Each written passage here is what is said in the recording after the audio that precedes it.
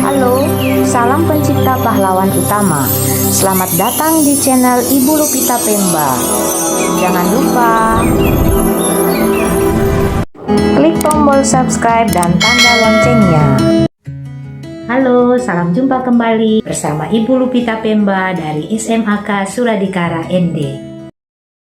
Sahabat ilmiah, kali ini kita akan mempelajari tentang tahapan penelitian dengan menggunakan metode ilmiah. Tahapan yang pertama adalah mengidentifikasi masalah. Mengidentifikasi masalah ialah peneliti melakukan tahapan pertama, yaitu merumuskan masalah yang akan diteliti. Pada tahap ini merupakan tahap yang paling penting dalam sebuah penelitian, karena semua jalannya penelitian akan dituntun oleh perumusan masalah. Tanpa perumusan masalah yang jelas, maka peneliti akan kehilangan arah dalam melakukan penelitian. Buatlah rumusan masalah dengan menyusun pertanyaan yang menggunakan kata tanya 5W 1H. Apa, di mana, kapan, mengapa, dan bagaimana. Tahapan penelitian yang kedua adalah membuat hipotesa. Hipotesa merupakan jawaban sementara dari persoalan yang kita teliti. Perumusan hipotesa biasanya dibagi menjadi 3 tahapan. Tahap pertama, tentukan hipotesa penelitian yang didasari oleh asumsi penulis terhadap hubungan variabel yang sedang diteliti. Tahap kedua, tentukan hipotesa operasional yang terdiri dari hipotesa nol dan hipotesa alternatif. Yang ketiga, hipotesa nol bersifat netral dan hipotesa 1 atau hipotesa alternatif bersifat tidak netral. Hipotesis nol apabila setelah eksperimen atau uji coba, hipotesis yang dibuat terbukti salah. Sedangkan hipotesa alternatif atau hipotesa 1 apabila setelah eksperimen atau uji coba terbukti benar. Selanjutnya, tahapan penelitian yang ketiga adalah studi literatur. Pada tahapan studi literatur, peneliti melakukan apa yang disebut dengan kajian pustaka, yaitu mempelajari buku-buku referensi dan hasil penelitian sejenis sebelumnya yang pernah dilakukan oleh orang lain. Tujuannya ialah untuk mendapatkan landasan teori mengenai masalah yang akan diteliti. Teori merupakan pijakan bagi peneliti untuk memahami persoalan yang diteliti dengan benar dan sesuai dengan kerangka berpikir ilmiah. Berikutnya, tahapan penelitian keempat, yaitu mengidentifikasi dan menamai variabel. Variabel penelitian adalah segala sesuatu yang berbentuk apa saja yang ditetapkan oleh seorang peneliti dengan tujuan untuk dipelajari sehingga didapatkan informasi mengenai hal tersebut dan ditariklah sebuah kesimpulan. Sebagian ahli juga mendefinisikan bahwa yang dinamakan variabel adalah segala sesuatu yang akan menjadi objek pengamatan dalam sebuah penelitian. Dari dua pengertian di atas, dapat diartikan bahwa variabel penelitian meliputi faktor-faktor yang berperan ketika proses penelitian itu berjalan. Variabel penelitian ini sangat ditentukan oleh landasan teoritis dan kejelasannya yang ditegaskan oleh hipotesis penelitian. Oleh karena itu, jika landasan teori dalam suatu penelitian berbeda, maka akan berbeda pula hasil variabelnya. Sahabat ilmiah, agar kalian dapat lebih memahami tentang variabel penelitian, maka mari kita dalami jenis-jenis variabel penelitian. Jenis variabel penelitian yang pertama adalah variabel bebas. Variabel bebas atau independent variable adalah variabel yang mempunyai pengaruh atau menjadi penyebab terjadinya perubahan pada variabel lain. Sehingga bisa dikatakan bahwa perubahan yang terjadi pada variabel ini diasumsikan akan mengakibatkan terjadinya perubahan variabel lain. Contoh, jika dalam sebuah penelitian dinyatakan akan berusaha mengungkap pengaruh intensitas cahaya matahari terhadap pertumbuhan tanaman jagung, maka variabel bebasnya adalah intensitas cahaya matahari. Disebut variabel bebas karena variabel ini tidak bergantung pada variabel lain.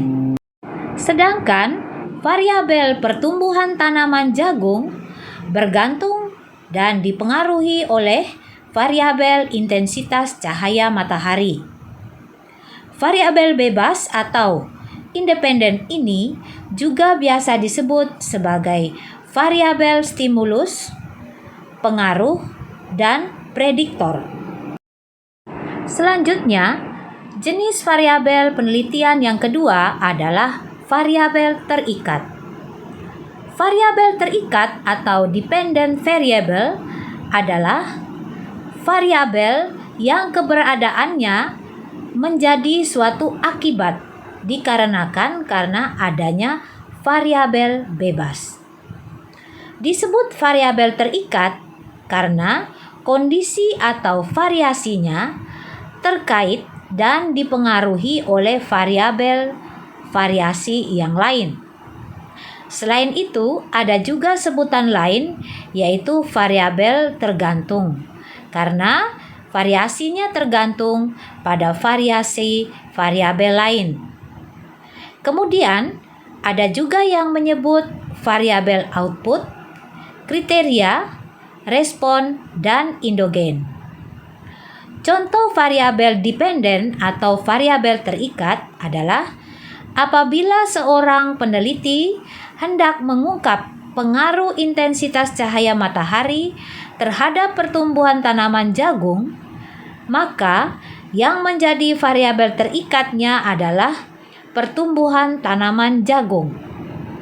Variabel ini dinamakan sebagai variabel terikat karena pertumbuhan tanaman jagung tergantung pada variabel intensitas cahaya. Jenis variabel penelitian yang ketiga adalah variabel kontrol.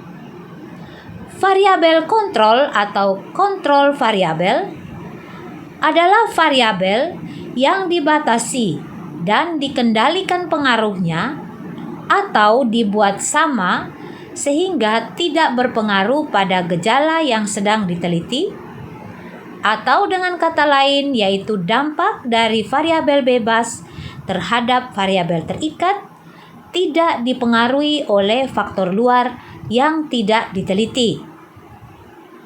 Selain digunakan untuk penelitian eksperimental, variabel kontrol juga sering dipakai peneliti apabila hendak melakukan penelitian yang sifatnya membandingkan.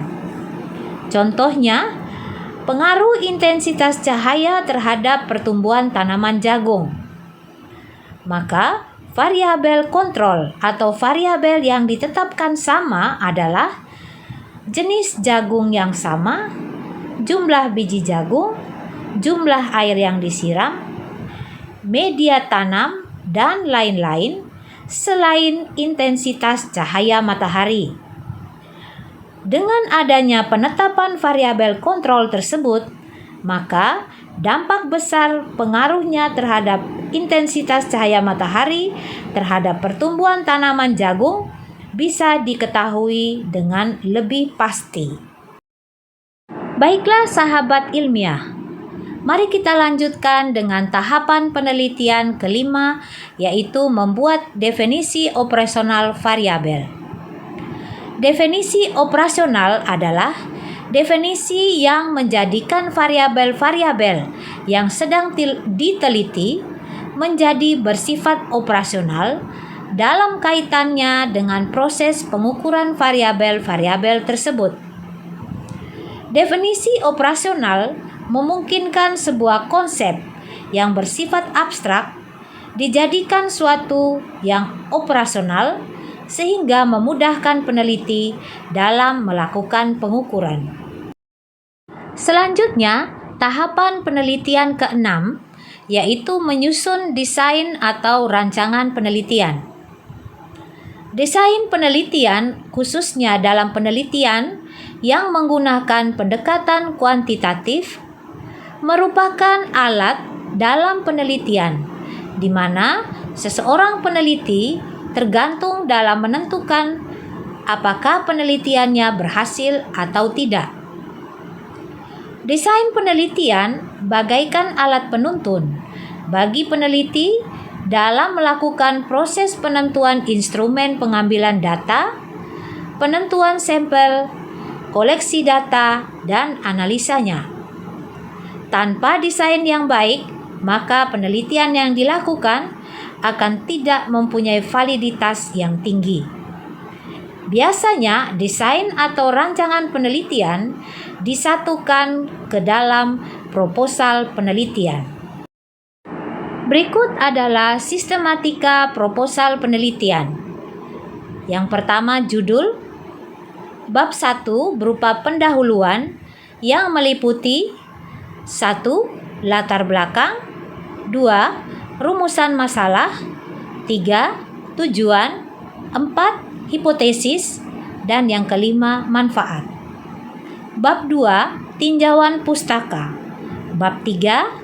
Metode penelitian yang meliputi 1. Waktu dan tempat penelitian, 2. Sumber data, alat dan bahan, 3. Metode perolehan data, 4. Metode pengolahan dan analisis data. Bab 4. Referensi. Format penulisan proposal dapat dilihat pada lampiran. Proposal penelitian biasanya maksimal 8 halaman, tidak termasuk cover dan lampiran. Baiklah, mari kita lanjutkan ke tahapan penelitian yang ketujuh, yaitu mengidentifikasi dan menyusun alat observasi atau pengukuran. Yang dimaksud pada bagian ini adalah tahap di mana seorang peneliti harus melakukan identifikasi alat apa yang sesuai untuk mengambil data dalam hubungannya dengan tujuan penelitiannya. Misalnya, jika akan mengukur suhu, maka akan membutuhkan alat termometer. Mengukur tinggi, maka akan menggunakan mistar atau meteran. Mengukur volume, maka akan menggunakan gelas ukur. Melihat benda yang kasat mata, sudah pasti akan menggunakan mikroskop ataupun lup. Selanjutnya, tahapan penelitian ke-8 yaitu melakukan analisa statistik. Salah satu ciri yang menonjol dalam penelitian yang menggunakan pendekatan kuantitatif ialah adanya analisa statistik. Analisa statistik digunakan untuk membantu peneliti mengetahui makna hubungan antara variabel. Sampai saat ini, analisa statistik merupakan satu-satunya alat yang dapat dipertanggungjawabkan secara ilmiah untuk menghitung besarnya hubungan antar variabel, untuk memprediksi pengaruh variabel bebas terhadap variabel tergantung, dan untuk melihat besarnya persentase atau rata-rata besarnya suatu variabel yang kita ukur. Analisis statistik dapat dilakukan dengan menggunakan komputer. Selanjutnya tahapan penelitian ke-9, yaitu menulis laporan hasil penelitian.